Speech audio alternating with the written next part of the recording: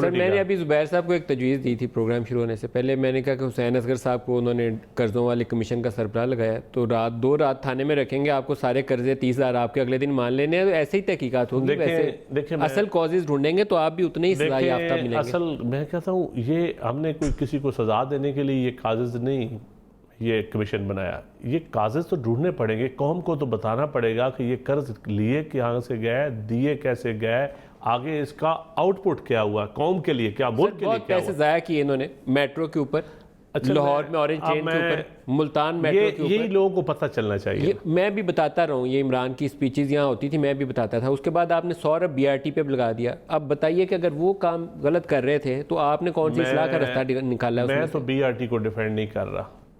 क्या इनमें इतनी जुर्रत है कि अपने मंसूबों को ये डिफेंड गलत को गलत कहें?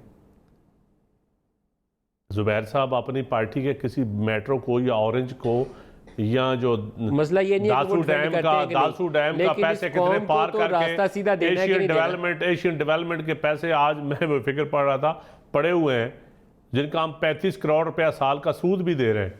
इसहाक डार साहब ने कहा ना उसके ऊपर ज़मीन ट्रांसफ़र हुई, कुछ भी नहीं हुआ, सूद दिए जा रहे हैं, आगे प्रोग्रेस ही कोई नहीं।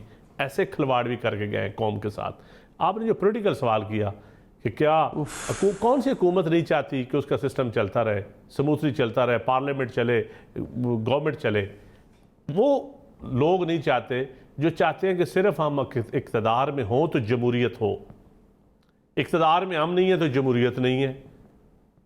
अब देखें ना, जो गाली गलोच, आप लीडर ऑफ द हाउस जो कौम का वज़ीर आज़म है, जिसको कौम ने इलेक्ट किया, आप उसको जब वो हाउस में आए उसको आप हुटिंग शुरू कर दें, गाली गलोच शुरू करें, हाउस को ना चलने दें, तो फिर यही होता है जो आज हो रहा है।